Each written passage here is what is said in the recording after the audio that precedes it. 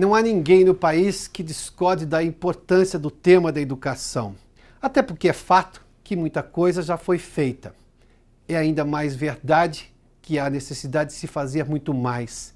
A discussão neste instante é como fazer para que o resultado seja maior, mais rápido e mais eficiente. Priscila Cruz, do Todos pela Educação, conversa conosco sobre o tema.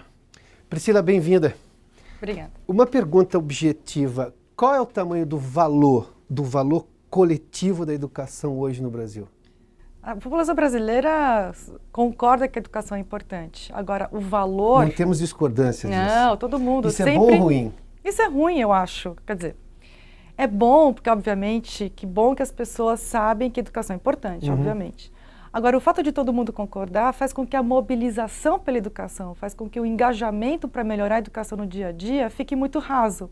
As pessoas simplesmente concordam, olha, educação é importante, escola pública é importante, escola pública é importante. E nada é feito.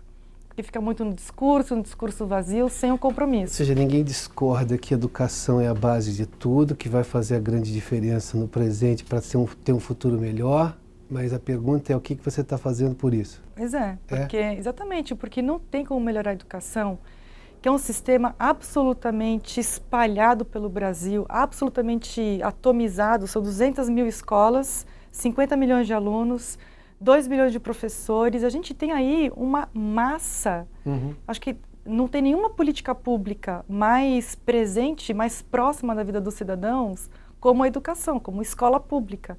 Agora, para melhorar todos esses pedacinhos, né, esses pequenos equipamentos públicos, a gente precisa ter a participação de todos. Não tem nenhum país que conseguiu melhorar a educação sem a participação engajada da população.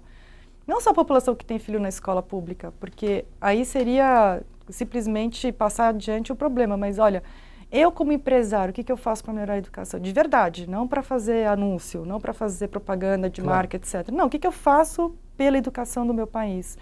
Eu como pai, como mãe, como morador, a gente tem exemplos de países que o padeiro, o guarda de trânsito, todo mundo está preocupado. Vê uma criança fora da escola, fala, pera, vem cá, o que você está fazendo aqui na rua? Volta para a escola. Aqui no Brasil a gente vê criança na rua e acha que é normal.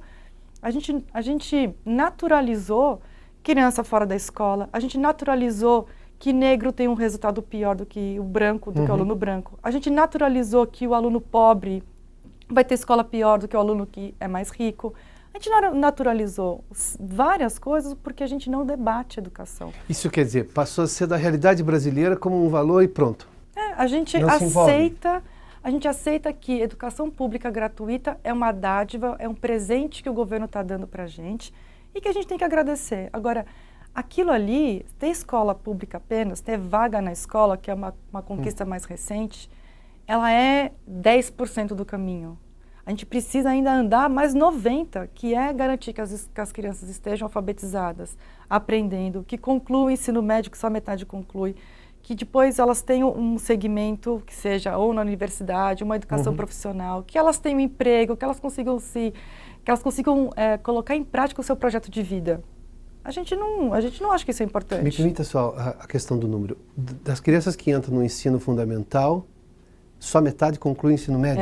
É interessante esse fluxo no Brasil, né? Porque parece até inaceitável, mas quando a gente olha os números e as pessoas simplesmente ainda aceitam essa realidade. Então a gente tem assim, 20% das crianças de 4 e 5 anos não estão na educação infantil, a gente só tem 80%. E aí, no primeiro ano, a gente tem em torno de 98%, porque muitas delas começam também no primeiro ano. Dessas crianças, por volta de 70% terminam o Fundamental 2 até 16 anos de idade, e só 50% terminam até 19 anos de idade. Então, vai funilando, é um funil mesmo. Desses, só 20% vão para a universidade. Desses que vão para a universidade, só 12% concluem. Então, a gente tem um funil. Esse é o funil da entrada e da saída. Mas tem um outro funil, que é o da aprendizagem. Perdão, esse é só um funil quantitativo. Exatamente. Agora vamos falar do qualitativo. Da aprendizagem. Então, o que a gente tem é o seguinte, das crianças que entram na escola no Brasil no primeiro ano do ensino fundamental, só 45%, 46% estão plenamente alfabetizadas no final do terceiro ano. Então, de 100%, metade se alfabetizou até o final do 3º ano. A outra metade ainda não está alfabetizada. Essa outra metade é a parcela que vai continuar a não aprender, mas ela está indo para frente. Tá? Ela está progredindo na série. Mas ela não está mais aprendendo, porque como que você vai aprender se você não sabe nem ler e escrever? Não aprende mais. Dessas, a gente tem 36% que aprendem até o final do 5º ano. Dessas, e aí vai mais para baixo. Para o 9º ano, só 20%. Chega no ensino médio, só 9% dos jovens que concluem o ensino médio têm o mínimo de aprendizado em matemática. 9%. Lembrando que metade ficou para trás. Porque só metade concluiu com 19 anos. Ficou para trás completamente. Ficou para trás completamente. Porque em pleno século XXI, se você não tem um mínimo de domínio, um mínimo, não estou falando que é tecnologia para construir foguete, não, é o mínimo de matemática, de português e de ciências, como que você se insere nessa sociedade complexa? O que a gente tem é que metade ficou para o meio do caminho, muitos não vão nem concluir ensino médio, outros vão concluir depois de adultos. Desses que concluem, só 9% aprendeu matemática. Essa é a nossa realidade. Ela é muito mais dramática do que toda vez que a gente lê notícia ruim no jornal, a gente vê uma matéria na televisão, a gente ouve as notícias ruins e a gente vai naturalizando, mas se a gente se dá conta, o que a gente está fazendo com o país ao só dar a chance para 9% dos alunos. É isso que a gente está fazendo. O individualismo da lógica brasileira, que se acha coletivista para tudo, porque se abraça e se beija, não atrapalha nessa percepção. Eu estou tentando agora antropologicamente compreender. Não atrapalha nessa percepção de que ou avançamos todos juntos como país ou jamais seremos uma nação? Acho que você tem razão. Tem um dado que é relativo à educação que é muito interessante, que é o seguinte: quando você pergunta para a população brasileira, a educação do Brasil tá boa ou tá ruim? 80% diz que tá ruim. Porque, enfim, as pessoas estão ali assistindo o jornal na televisão, elas sabem que a educação não é boa. Aí você pergunta, e a educação do seu filho? Tá. 80% diz que é boa.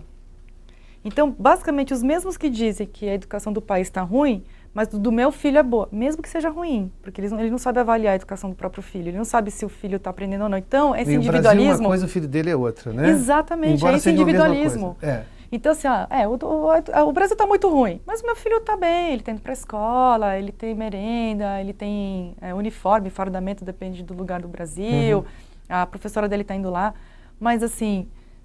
Todo dia tem um professor que falta, tem greve direto, tem uma escola mal gerida, o filho dele está fora desses 9% que vai aprender. A população não consegue enxergar isso, então ela simplesmente avalia que está tudo bem. Porque pouca coisa já basta. Eu acho que esse é o grande problema da educação, a gente se contenta com muito pouco. Nós nos contentamos com pouco em cidadania no país, qualquer que seja o valor, não é? Também. Mas se a gente for pensar que a educação é a base da cidadania, que a educação é a base do desenvolvimento do país e do desenvolvimento pessoal, se a educação é a base da economia, se a gente for pensar nisso, a gente tinha que pelo menos botar o foco, olha, em educação, o Brasil, a gente vai demorar séculos para ser bom em tudo, mas em educação a gente vai querer ser bom antes. A gente quer focar em educação. Mas de onde surge o pior do problema? A parte pior do problema está onde? Está na percepção das pessoas, da qual falamos agora, de naturalizar que a educação no Brasil sempre foi ruim, então vai ser, e isso parte da realidade, eu vou tentar resolver. Mas o meu filho está bem? Isso, e vou resolver o problema do meu filho só, sem achar que o filho da empregada doméstica que trabalha na casa dele um dia vai prestar um serviço e talvez com qualidade ruim, porque teve má formação de matemática elementar, básica. E acho que até mais do que isso, é dizer o seguinte, se todas as crianças têm educação de qualidade, isso é bom para todo mundo. Não basta só os meus filhos terem educação de qualidade. O fato inclusive das crianças que eu nunca vou ver, não é nem do filho da empregada. Claro. É das crianças que eu não vou nunca ver na vida. Eu nunca vou cruzar com essas crianças na vida, mas o fato delas, lá longe, terem uma educação de qualidade, isso vai afetar positivamente a vida de todo mundo. Mas aí é uma sensação de pertencimento, uma lacuna de sensação de pertencimento brasileiro, não é? Claro, de querer, olha, eu quero um país bom para todos nós somos brasileiros, mas a gente ainda tem uma coisa que é assim, isso está muito refletido na postura dos gestores públicos ainda. Assim. Então, olha, eu sou gestor de Pernambuco, do Ceará, do Rio Grande do Sul. eu não tenho uma visão que eu estou cuidando do aluno brasileiro. Não, eu tenho que cuidar do aluno ali de Porto Alegre, de Recife, de Salvador, entendeu? Então, assim, a gente ainda tem que ter um sentido de que, olha, somos todos brasileiros. Essa divisão compartimentalizada de que eu sou responsável desse pouquinho e eu não quero saber do resto. Porque eu sou responsável por isso, eu respondo por isso. Enquanto está tudo muito mais integrado, ainda mais em educação, né? Não há um problema de estrutura de quem diz o que é que a educação brasileira tem que ser? Não está nesses profissionais também um problema? Eu nunca fiquei surpreso verdadeiramente com mais do que 2 ou 3 pedagogos no Brasil. Eu estou falando isso com 25 anos de jornalismo. Isso é uma pena, né? Um país que fez Paulo Médicos Freire... me surpreendem mais, biólogos me surpreendem mais, engenheiros me surpreendem mais, pedagogos não me surpreendem. Eu vou te dizer assim, o porquê, que, pelo menos na minha opinião, por que eu acho que isso acontece. Porque médicos estão preocupados em fazer com que a sua atividade médica seja de excelência. Então, assim, eu sou um cirurgião, eu quero salvar vidas na mesa de operação.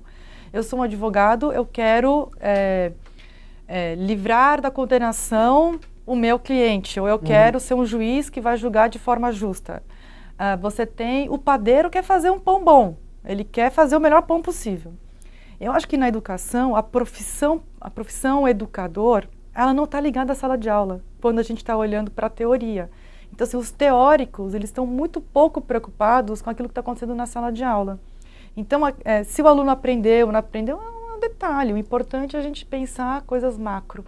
E aí, imagina um cirurgião que fica pensando na teoria da cirurgia, mas não sabe colocar a mão na massa e fazer com que a coisa funcione, assim, salvar o paciente. A gente não está conseguindo salvar o paciente-aluno. Eu ia fazer a pergunta, não está sendo salvo, né? Não, porque se só 9% aprende matemática, quer dizer que na mesa de cirurgia da educação, 91% está morrendo. Porque não tem essa preocupação de fazer com que a sala de aula é o lugar... Uma palavra pode ser um pouco forte, mas assim, a sala de aula é um lugar sagrado. É a igreja da educação, é lá que a mágica acontece, é lá que a gente consegue fazer com que o aluno que entrou sem o conhecimento, sem as habilidades, sem as competências que ele precisa para viver no século XXI, é lá que vai aprender. Claro que tem outros espaços de aprendizagem, a gente sabe, quem tem filho, a gente vê muito isso, assim, né, que eles aprendem o tempo inteiro. Mas a escola, principalmente para as crianças mais pobres, é lá que ela vai se transformar, é lá que ela vai se preparar para romper o seu ciclo de exclusão e pobreza. Agora, esse lugar não é um lugar que tem a preocupação dos teóricos. Então, assim, você tem uma discussão super genérica, teórica, sobre grandes teorias da educação, que não se atrelam à realidade. Por isso que quando às vezes a gente ouve um cirurgião, um médico falando com muita empolgação da sua profissão, porque ele está ali vendo a coisa acontecer, e ele quer ser o melhor naquilo. Isso a gente, infelizmente, não tem na educação. A gente tem muito debate. De fato, assim, tudo é extremamente debatido. É importante, assim, acho que a gente vive numa democracia importante. Mas tem uma hora que a gente tem que parar e fazer acontecer. Então, a gente ainda tem uma certa tendência a priorizar o debate de grandes ideias e não a implementação. Você não vê, quase, pessoas discutindo como fazer com que uma política que nasceu no gabinete chegue o mais inteira possível na sala de aula. A gente não vê ninguém falando sobre isso. A gente gosta de discutir a política. Sim. Então eu vou fazer educação integral para isso, para aquilo. Tá, mas o X da questão é a implementação. É como que eu faço disso aqui chegar ali na sala de aula. Como tornar uma ideia eficiente, é isso? Ela acontecer. Porque na educação não está acontecendo. Especialmente com relação ao que se chama de sociedade organizada, a academia brasileira, eu tenho, não vou dizer a pretensão, mas tenho a percepção de que a academia brasileira é muito ausente em várias áreas. Ela não participa da vida ativa do país. Participou em questões econômicas por razões óbvias. A Associação de Crises Econômicas Brasileiras é tão imensa que é impossível você não ouvir escolas que pensam dessa e daquela maneira. Mas em outras áreas, muito raramente se vê um envolvimento da academia, ou seja, os acadêmicos brasileiros como formadores de políticas e discussões reais. A academia brasileira tem sua culpa nesse processo de tentar entender por que eu formo, de repente, um bom pedagogo, tecnicamente falando, provavelmente com mestrados, pós-graduações e todos os níveis, e ele não faz a escola funcionar? Você tocou, acho que um dos pontos mais centrais, assim, no diagnóstico do porquê que a gente não está conseguindo avançar na educação, que é a formação do docente. Não tem nenhuma política educacional que vai funcionar, nenhuma, se não tiver bom professor na sala de aula. Não tem nada. Você pode inventar qualquer coisa no gabinete. Não se você tem milagre, né? Não tem milagre. Mágica. Tem que ter bom professor na sala de aula. Isso, você precisa ter duas coisas para isso. Uma é atrair os melhores alunos para a profissão docente. O que a gente está conseguindo no Brasil, porque se só uma parcela pequena aprendeu no final do ensino médio, essa parcela pequena não vai ser o professor, infelizmente. Ele vai ser um engenheiro, um advogado, ele vai ser um administrador de empresas, ele vai ser outras coisas. Então, quem está indo para a sala de aula é aquele que já não aprendeu direito na educação básica, fez uma escola de pedagogia, muitas vezes à distância, ou em escolas de qualidade super precária, e ele vai entrar na sala de aula. Entra na sala de aula sem um menor preparo. E é por isso que qualquer coisa que a gente faça na educação, chega na sala de aula, não funciona, porque a gente não tem o principal ativo, que é o professor, não tá funcionando. A gente não está conseguindo fazer com que aquele profissional, que se a gente fosse um país de fato estratégico, inteligente, a gente falou o seguinte, olha, a principal profissão desse país é professor. Eu quero os melhores alunos para ser professor e eu quero formar com excelência o professor. O professor deveria ser pronome de tratamento, vai. É? De uma forma poética aqui, não é? É o principal profissional desse país e a gente faz exatamente o inverso. A gente atrai aqueles que foram os piores alunos para fazer pedagogia depois das licenciaturas. Muitos dos que fazem licenciatura depois acabam desistindo no meio do caminho, porque vem... Olha, se eu for para pesquisa, mesmo para publicar papers que ninguém vai ler, eu vou ganhar muito mais. Por que eu vou para a escola? Por que eu vou ficar aturando aluno rebelde, chato, que não aprendeu lá atrás, não sabe nem ler e escrever, ainda tem que ficar ensinando química para ele? Me permite, você entrou num ponto que, não raro, quando eu converso com professores, eles reclamam disso. Mesmo os idealistas, os que fazem a coisa acontecer.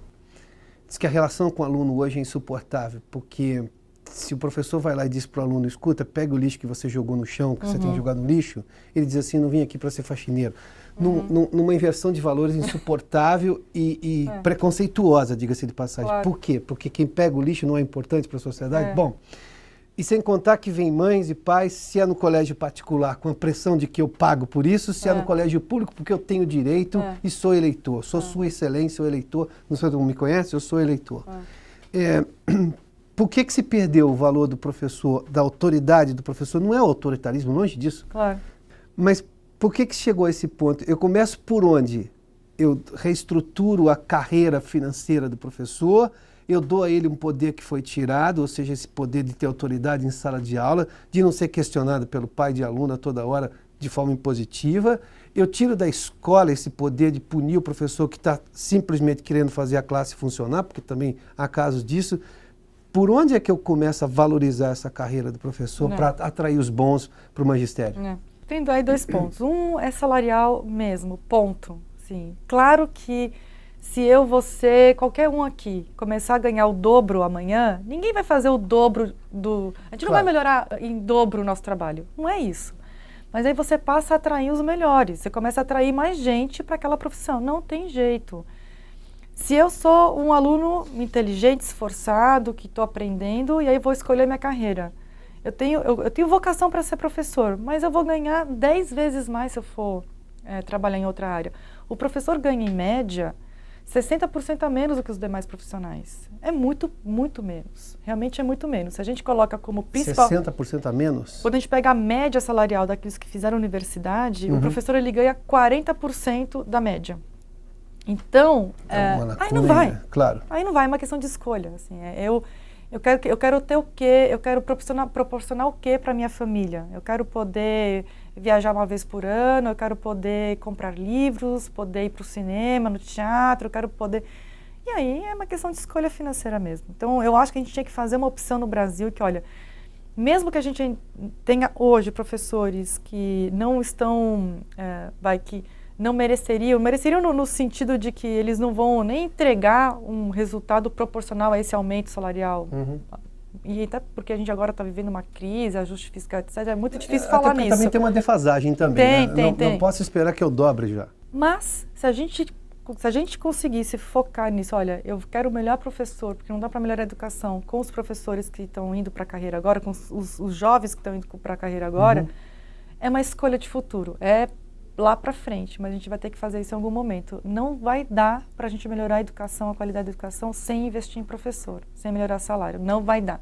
Claro, você tem que também pensar em carreira, formação, etc., mas tem que melhorar salário mesmo. Agora, um outro ponto que eu acho que pouca gente debate e discute, vinculado a esse teu tema do interesse do aluno em aprender e até a respeitar a escola, Sim. que a escola é antiga. Pensa bem, assim, a gente entra, se a gente for pensar, eu sempre faço esse exercício, assim, se eu fosse um ET, eu chegasse numa escola e aí alguém fala assim, olha, aqui que a gente prepara os terráqueos para o futuro. Aí você entra na escola, você tem lá 20 crianças ouvindo uma pessoa falar alguma coisa. Se você for em qualquer escola, os alunos estão olhando para o teto, é muito chato, é muito ruim, não tem prazer em estar lá.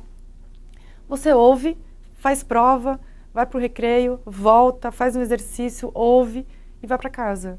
É um sistema tão ineficiente e o currículo, aquilo que os alunos estão aprendendo é tão distante da realidade que quando você é pequeno, quando você está lá no primeiro ano, no quinto ano, criança aceita o sistema. Se a gente coloca ela vai indo bem.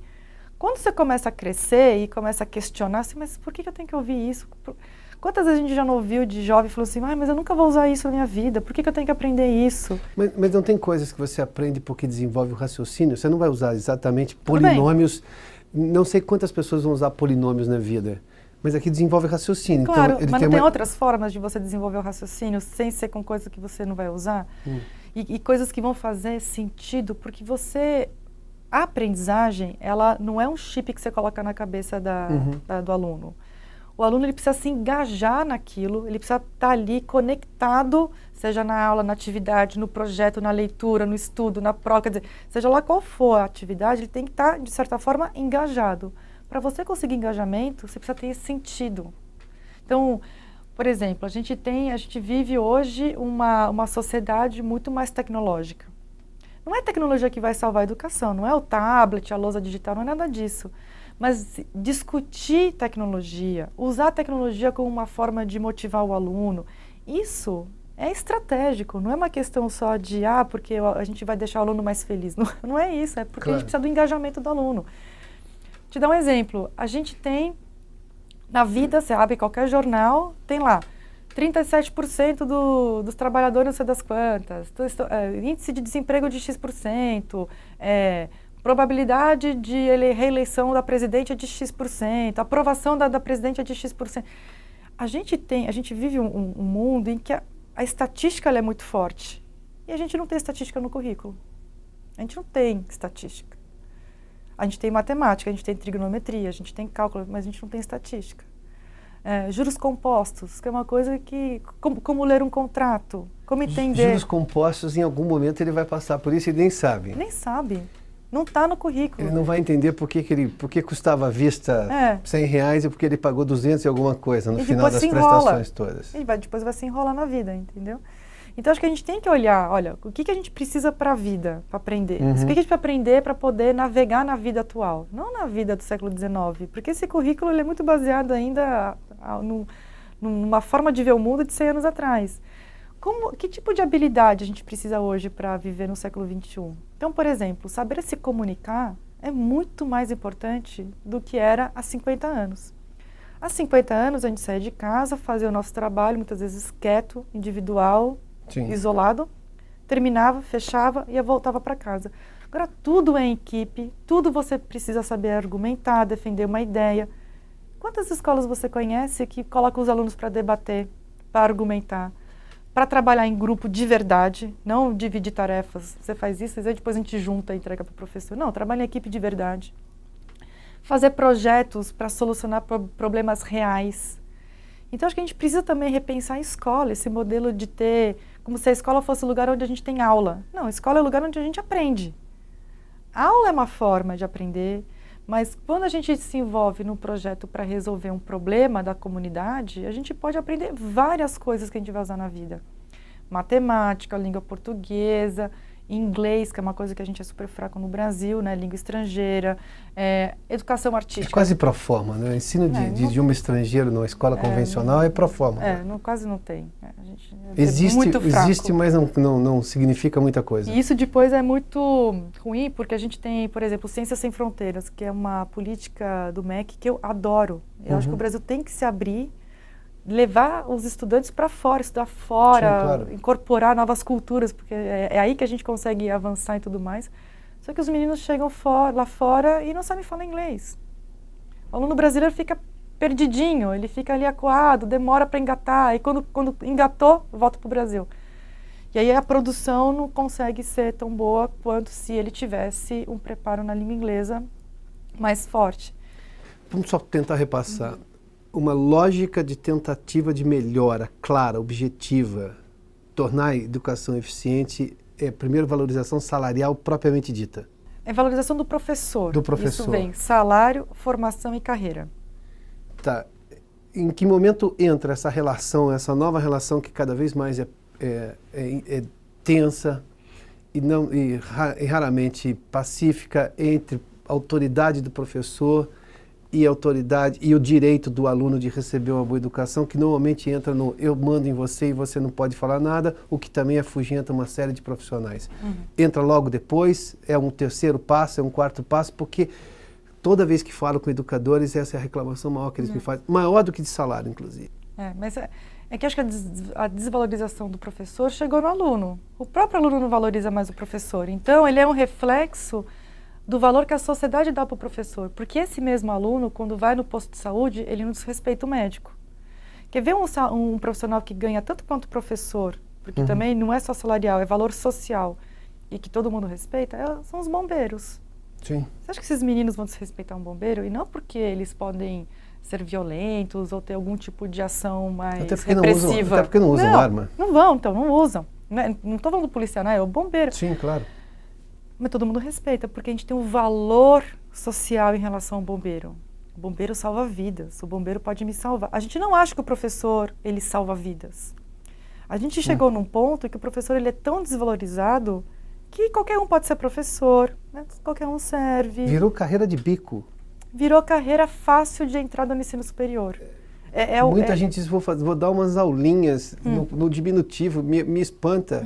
Vou dar umas aulinhas no diminutivo, não é carinhoso, é reducionista, não é? Mas eu acho que até a questão do bico não é muito comum, não. O que eu acho que é o seguinte, fazer pedagogia hoje no Brasil, primeiro que é um ensino superior, é o curso de ensino superior maior do Brasil, que mais tem alunos. Por quê? É barato. Qualquer universidade, qualquer faculdade pode ter um curso de pedagogia, é muito barato, você não precisa ter professores caros, você não tem laboratório, você não tem equipamento, não tem nada, é muito barato.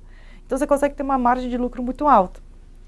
E aí, se expandiu, esse aluno consegue com R$300, 250, 280, ele consegue fazer o ensino superior. Então, os alunos de pedagogia no Brasil, a maioria é o primeiro da sua família a entrar no ensino superior, a terminar a faculdade, a ter um diploma universitário. E aí, com isso, a gente não está conseguindo pegar os melhores alunos. A gente está pegando aqueles que só tem na pedagogia uma saída para o ensino superior. Então, a gente precisa valorizar o professor, a formação com carreira, salário, etc. Mas é o que eu acho também que a gente tem que mudar a escola. Eu sei que é uma conversa um pouco, pode parecer, assim, meio fora da realidade, mas é que eu acho que se a gente não enfrentar o fato que essa escola, nesse formato, ela não vai conseguir entregar resultado nunca. O aluno, ele vai se... Por mais que você tenha recursos. Por mais que você tenha recursos. Tem uma hora que chega no limite. Eu preciso que a pedagogia, que a academia da educação brasileira se envolva nessa discussão de forma prática. Prática, não, imagina, a gente, por exemplo, o tema da inovação na educação é um tema que passa a quilômetros de distância da academia. O que é terrível, a academia é para ser inovadora, não é? Exatamente. Quando você vê é de lá que teriam que vir as ideias, ou pelo menos o seu nascedouro de ideias. É interessante isso, porque você vê sistemas de alta qualidade no mundo, o tema da inovação é o tema número 1, em qualquer Teachers College. Porque eles sabem que se a gente não inovar a educação, a gente não consegue ir para frente. Imagina a medicina sem inovação. Imagina continuar a fazer medicina como há 100 anos. Quanta gente a gente não ia perder. Agora, na educação, a gente está perdendo, tudo bem. E até, imagina só, o que a gente já sabe hoje no mundo de neurociência, de processos cognitivos. Então, assim, a gente já sabe muito mais como o cérebro funciona. O que é a educação? É botar o cérebro para funcionar, certo? Sim, claro. E a gente não está conseguindo pegar esse conhecimento científico e aplicar na educação. Porque, não, isso aqui é outra história, isso aí... Não, a educação é uma coisa libertadora. Aí vem os discursos ideológicos que afastam a gente de olhar de forma pragmática o seguinte, olha, já se sabe que o aluno aprende mais com envolvimento direto no fazer. Se eu vou fazer alguma coisa, então por isso que o projeto é muito importante. Então, se eu tenho que, por exemplo, para fazer se eu vou trabalhar com os velhinhos de um asilo, para isso eu preciso fazer um inventário do que está no depósito deles. Eu não vou conseguir contar tudo, então eu vou ter que fazer uma estimativa. Como que você faz estimativa? Aí você começa a aprender matemática montando estimativa. Então, aqui, né, é com processos reais que você aprende mais. É assim que você consegue fazer com que aquele conhecimento contextualizado permaneça.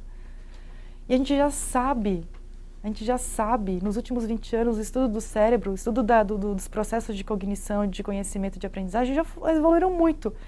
Eles estão há anos-luz, enquanto que a educação ainda continua debatendo as mesmas coisas. E a gente não está se beneficiando do outro lado. Priscila, muito obrigado. Eu que agradeço. Obrigado pela entrevista, pela gentileza de nos atender.